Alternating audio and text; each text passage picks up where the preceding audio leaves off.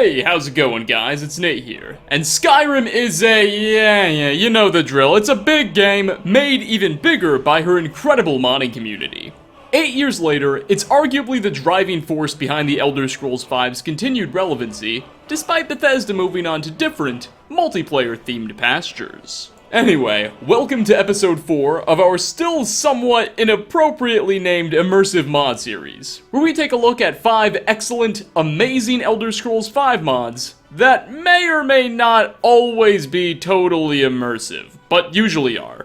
Anyway, without further ado, let us do further. Starting off, we have Wintersun, Fates of Skyrim by Anti-Mage, a name many mod enthusiasts are likely very familiar with, as he's produced some great content in the past, and this is no exception. Released back in January, Wintersun seeks to overhaul Skyrim's blessing system in a radical way, by introducing new mechanics, new deities to worship, and of course, a variety of new blessings and abilities to go with it all. In the vanilla game, by visiting their respective shrine, we can earn the blessing of any one of the 9 divines, which typically just translates to a slight buff to a skill or attribute. And that's that. First and foremost, Wintersun expands that number of deities we may worship from 9 to 50, including the Daedric gods, the Elven Pantheon, the Yokudan Pantheon, as well as a few unique beings, like Sithis and Manamarco. And yes, there are new shrines spread across the world for all of them, many boasting their own custom models and textures. However, not all of these gods will be willing to accept you as a follower right off the bat. Some will now first expect you to complete a specific quest or task before they bestow their gifts upon the Dragonborn. Others will only allow characters of specific races to follow them. For example, only Argonians may accept the blessings of the Hist. Depending on your race, at the start of a new playthrough, or whenever you first loaded the mod into a save game, you'll be able to select one of a few starting gods. Nords, Bretons, and Imperials can begin the game worshipping from one of the 9 divines. Altmer and Bosmer may choose from the Elven Pantheon, the Dunmer get their pick at a few Daedra, you get the idea. Equally important to all these new gods and their new blessings you may choose from is Wintersun's progression system. When you first approach a shrine and pick out a deity, you'll also be informed of that god's tenets, or things it likes. This obviously varies between spirits. Talos likes it when you kill elves, Maroon's Dagon likes it when you kill anything, Sanguine likes it when you commit crimes and earn bounties, and Akatosh loves it when you slay dragons. Fulfilling their tenets will earn you favor with your god, and once your favor is high enough, a new second blessing will be bestowed upon the player. These second blessings are typically much more powerful than the initial one you get by simply selecting a shrine. Furthermore, meditating frequently nearby shrines is a surefire way to earn more favor with just about any god. But failing to abide by the tenets or meditate frequently enough will cost you favor points, and if your favor gets low enough, a god may strip you of all their blessings and basically kick you out of the faith. This forces you to remain vigilant and actually serve whomever it is you're worshipping. Their powers, quite frankly, don't come free anymore. As a whole, Wintersun is able to transform a mechanic that largely seemed to be an afterthought by Bethesda into an important and interactive part of gameplay, and it should command a comfortable spot in just about any mod list. Next on our list, we have Organized Bandits in Skyrim, or OBIS, as many of you likely know it. Now, this is an old mod, first releasing all the way back in early 2013 for Skyrim Legacy. However, despite being 4 years old, it has still been consistently receiving patches and updates by the developers for all this time. In fact, its most recent major update occurred just as early as January of this year. Fundamentally, OBIS is a bandit diversity mod. It aims to increase the variety of bandits we encounter in Skyrim's wilds by adding over 2,500 new NPCs into their otherwise lonely and generic spawn pools. In the vanilla game, it's really only the same few dozen different bandits we see make up their ranks, and it's not uncommon to see duplicates in the same camp. However, now, it'll be quite rare to come across the same face twice. Additionally, these 2,500 new bandit characters can be sorted into 57 different factions, or gangs if you will. Each of these gangs has their own unique flavor, strengths, and weaknesses. For instance, the Bone Lords are said to be a company that loots the bones of dragons killed by the player, and proceeds to fashion them into armor. They're extremely powerful, but won't start spawning in until you've actually started fighting Dovas. Another example are the Disgraced, described as former nobles stripped of their titles, who have now taken to pillaging.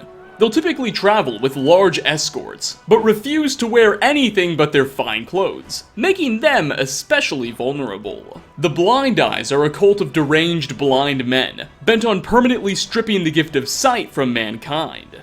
Again, there's over 50 different gangs, most with similarly fleshed out backgrounds and themes, so it would be a bit of a pain to list all of them.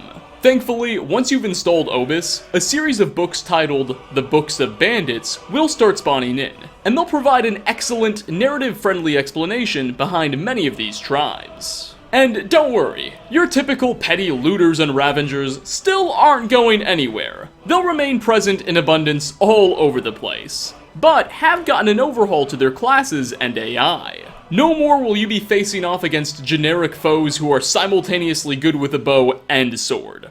Now bandits will be divided between archers, warriors, and mages. So when you storm a fort, the tank-like warriors will charge you head-on, while the low-health, high-agility archers keep their distance and pepper you from afar. Mages still do a bit of everything. Obis goes beyond just diversity and class adjustments though. It creates a new system for bandit patrols between occupied forts and dungeons, harassing any unlucky enough to cross their paths, and occasionally even embarking on stable raids. These pesky new annoyances give players a real reason to go out and clear their camps in order to restore Skyrim to safety. There's a bit more that this mod does. These are really the spark notes, and for a full list, I'd recommend you check out the mod page. Bandit types and behaviors are always being updated and added anyway. Organized Bandits in Skyrim is available across both game versions on PC, as well as on the Xbox One. Coming in at number 3 is a mod that doesn't overhaul an entire element of the game or pit you at odds with whole new factions worth of enemies. Instead, this one is much simpler and subtler, yet still very much appreciated. Animated Clutter by Rumblestrut creates and animates opening effects for pretty much every type of container in Skyrim, as well as a few doors and miscellaneous objects. Now your coffins, knapsacks, bags, barrels, and all things storage will have immersive little animations that go along with your interactions. It also improves upon the meshes and adjusts the sounds of certain already existing animations in-game. Collectively, around 40 to 50 objects in total are somewhat enhanced by this mod. Animated Clutter brings a fairly small change to the table, but after using it, I don't think I'll be willing to go back to the game's boring vanilla static meshes anytime soon. For a 4th spot, I give you Path of the Anti-Mage by Drazar753. First dropping last fall, Path of the Anti-Mage is one of Skyrim's more recent, yet highest quality spell packs you'll find. Its main aim is to introduce a plethora of new spells, abilities, magical effects, and perks, all designed to counter mages and any magical-based foe. Indeed, the irony of using magic to defeat people who use magic isn't easily lost, but I digress. Path of the Anti-Mage is definitely something not to be overlooked. Equally as impressive as the new spells added, which we'll show off some in just a moment, don't you worry, is the way you go about obtaining all of them. Because while most similar mods would simply add everything into your inventory, or just throw some spell tomes into the world's loot pool, Path of the Anti-Mage, or PAM, I just noticed that, effectively adds in an entire new dungeon/world space for the player to explore, called the Serethi Bogs. Here, we'll have to carve our way through a variety of new enemies, before ultimately finding a number of ancient ritual stones. Each of these new stones will give the player and allow them to upgrade a different spell, perk, or ability in exchange for a perk point. Not tremendously different than the player's own skill tree, so if you would like, you can just save up enough points to come here and unlock everything all at once. Though most players will likely have a bit of leveling to do.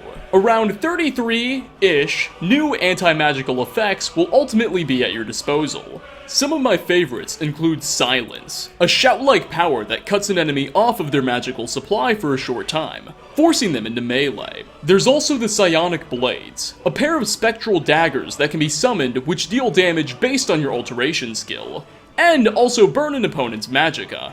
Oh, and their power attacks will project a wave of energy at foes, allowing you to still deal damage from afar. Speaking of afar, Oculent Sight allows the player to detect magical characters and items from a distance, ensuring hostile mages will never get the jump on you, and rare enchanted armors won't ever be able to hide from you. Again, there's over 30 new effects in total. This is just a small taste. Again, a full list of new effects can be found on its mod page over on the Nexus. PAM is available for both Skyrim Legacy and Special Edition on the PC. And finally, last on our list, is Artifacts, the Ice Blade of the Monarch by one of my personal favorite mod authors, Frank Family. Ported to SSE and Xbox One back in early 2018, Ice Blade originally debuted for Oldrim 4 years ago in 2015. But boy, is it still among the best at what it does. The Ice Blade of the Monarch is at its core a weapon mod, which adds in a unique sword, the Ice Blade of the Monarch. But it also does so much more. For one, in order to obtain this new claymore, you'll first have to complete the associated quest, which sends you across northeastern Skyrim as you track down a deranged Dunmer, who was previously himself trying to locate this item. You steal his research, and then take the blade for yourself. Along the way, the Dovahkiin will end up acquiring 2 new additional weapons as well. An ice dagger known as Krav Valak, which on top of doing decent frost damage and instantly soul-trapping your enemies, will also summon a Frost Monarch, basically an even bigger Frost Antronach, to fight for you for every 10 foes killed. Then there's Apotheosis, a special dark staff which does insane fire, frost, and shock damage, as well as cuts into a foe's stamina and magic. But the real prize is of course the Ice Blade of the Monarch, which can be taken from an iceberg on the sea floor once the associated quest has been completed. There are 2 variants you get to choose from as well, a normal one-handed sword or a 2-handed greatsword. It comes with excellent damage, particularly in the frost department, as well as also has the ability to summon one of those ice monarchs. The item's custom model and textures are incredibly detailed and look absolutely stunning, and the unique frost effect that comes with the blade when it's drawn hits it out of the park. Over 4 years after her initial release, I'm heavily reminded of this mod by a lot of the Creation Club content we've been getting. However, even 3 years before the Creation Club was a thing, I still feel like this mod was doing it better. Oh well. Ice Blade of the Monarch is available for both versions of Skyrim on PC, and of course, the Xbox One. And with that, we are going to wrap up our 4th installment of 5 immersive mods you may have missed for the Elder Scrolls V Skyrim. Thanks for stopping by, everyone. Which of these mods have you tried out or have experience with, and what are your thoughts? And what mod should I cover in the next video? Leave a comment down below. As always, like ratings are very much appreciated. Again, thanks for watching, and I hope to catch you all in my next video. Peace out, everybody.